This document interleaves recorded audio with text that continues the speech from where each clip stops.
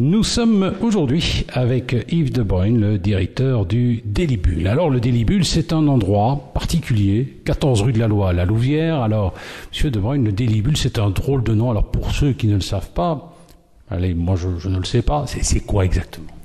Alors c'est d'abord on va dire des amis, des complices. C'est Paul Bury et André Balthazar qui dans les années 50 fréquentent évidemment la Louvière, Achille Chavet, Paul Bury a une librairie, tout le monde se retrouve à la librairie où on trouve des petites éditions, ce qu'on ne trouve pas dans le commerce à l'époque, et de là il y a une complicité de ces trois personnages et Chavet fait son chemin de son côté et en même temps Paul Bury et André Balthazar lancent une pensée, ce qu'ils appellent la pensée bulle, qui vont matérialiser d'ailleurs dans une revue, le Délibule, et tout va tourner autour de cette pensée qui est à la fois libre, à la fois pleine de dérision, d'autodérision, mais qui s'intéresse aussi aux choses les plus basiques, je dirais, du quotidien, parce que après ça, ils vont publier tous des livres au nom des éditions du Délibule, donc depuis 1957 jusqu'à ce jour, et à ce jour, les éditions du Délibule continuent de publier des livres 2 par an.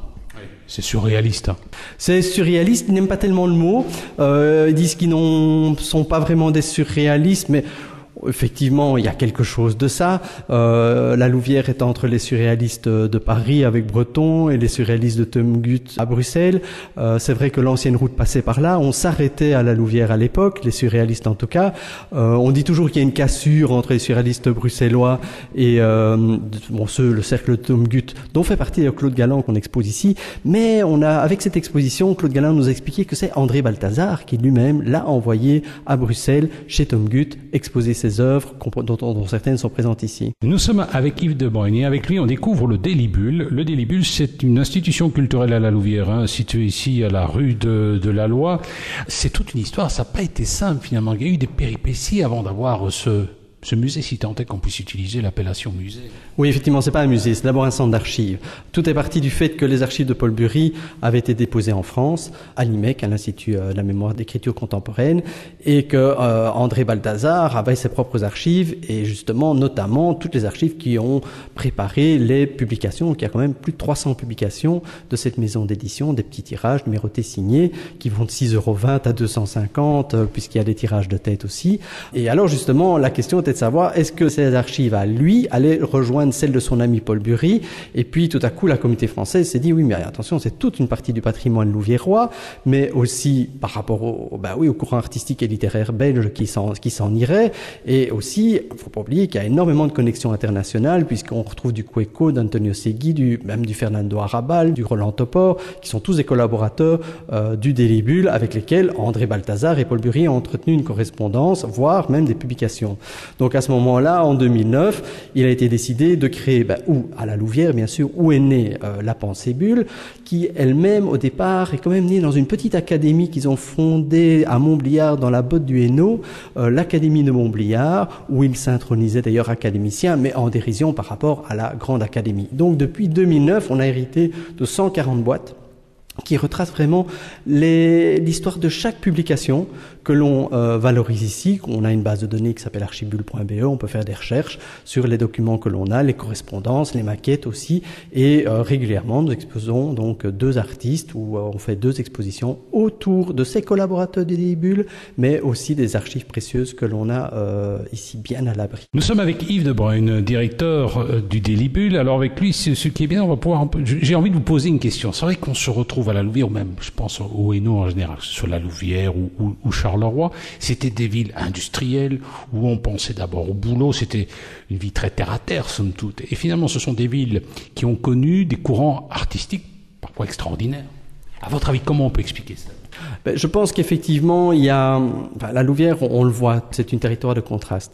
Tout est contrasté, l'architecture est contrastée, les rues sont contrastées, les maisons de rangée voisinent les belles maisons bourgeoises. Les paysages aussi sont contrastés entre une industrialisation qui est présente ou une post-industrialisation. Et en même temps, il y a cette ferveur culturelle qui est là. Mais une ferveur culturelle qui est aussi la dérision est là pour dire il y a le quotidien peut être dur, mais on peut aussi s'échapper d'une certaine manière par la création. Et là, je trouve qu'il y a toute une dynamique qui s'est créée après, je dirais, la grosse industrialisation, où cette ville a vraiment misé sur la culture, puisqu'il y a le centre de la gravure, il y a le musée Jankélévitch qui sont à 2 pas. En même temps, maintenant, il y aura le nouveau musée Bock Kéramis. Donc là aussi, il y avait l'industrie de la faïencerie, bon, qui s'est terminée, mais de descendre de l'industrie naît, comme par hasard, un musée. Et c'est vraiment une ville qui transforme à la fois le travail industriel, mais aussi, il faut pas oublier que Paul Bury, par exemple, a d'abord commencé dans un laminoir. Donc il était là, il était en tant que magasinier, et à partir de là, on comprend mieux aussi pourquoi il a travaillé le métal pour ses fontaines. Donc tout ça est lié. Nous sommes avec Yves de Bruyne, le directeur du Délibule, superbe centre d'archives situé ici à la Louvière, rue de la Loi numéro 14. Alors en ce moment, il y a une exposition l'embellie, et alors on voit une sorte de cerveau humain, une espèce d'ammonite, et on dit Galland et Comblain, pardon. Le but c'est le pitch de cette exposition. Alors là, le pitch, c'est que Galland, en fait, est un collaborateur du Délibule. Il a participé à ces fameuses enquêtes surréalistes qui étaient envoyées, et le Délibule a envoyé des enquêtes sur comment voyez-vous, par exemple, votre habitat futur, c'est-à-dire, tout simplement votre tombe. Ça s'appelle Autotombe. Et Claude Galland a répondu. Donc, parmi d'autres qui ont répondu, Topor aussi, en disant bon débarras, voilà comment il le voyait, son habitat futur, en tout cas l'épitaphe. Et donc, Claude Galland, ça a toujours été un mystère parce que effectivement, il est là et il n'est pas là. Alors, en retrouvant un petit peu les archives, on voit qu'il y a un texte d'André Balthazar pour une exposition que Claude Galland a faite à la galerie La Marée. C'était en 1978 à Bruxelles chez Tom Guth. Et on voit qu'il y a un texte d'André Balthazar. Donc on se dit, mais il y a quand même un rapport entre les surréalistes bruxellois et les surréalistes louviérois. Du coup, il y a ce Claude Galland, et quand on voit les œuvres de Claude Galland, effectivement, on est vraiment dans cette réalité qui est détournée, avec en même temps des jeux sur les physionomies, sur les personnages. Donc il y a tout un monde là qui est tout à fait passionnant. Alors l'embellie, évidemment, c'est le titre d'un poème de Tom Guth que Claude Galland a dit, oui, moi en fait au départ de Tom Guth, j'avais décidé de ne plus peindre, de ne plus dessiner, c'est surtout dessiner qu'il fait.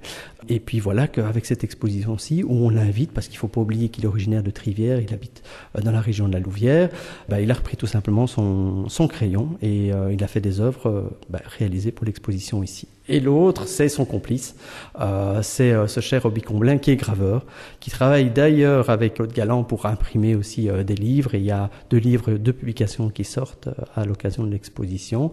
Ce sont 2 grands complices, et les œuvres se répondent, parce qu'il y a le graveur, oui, noir et blanc évidemment, et puis il y a tous les dessins en noir et blanc aussi de Claude Galland. Donc voilà, c'est cette rencontre. Au début, on se disait, tiens, est-ce que c'est une bonne idée? Et puis maintenant, je me demande si c'est vraiment une bonne idée, parce qu'ils s'entendent très très très bien. Nous étions avec Yves de Bruyne, le directeur du Délibule, superbe centre d'archives situé ici à la Louvière, à la rue de la Loi. Alors, inévitablement, on va parler de Mons 2015. Je suppose que le Délibule sera présent.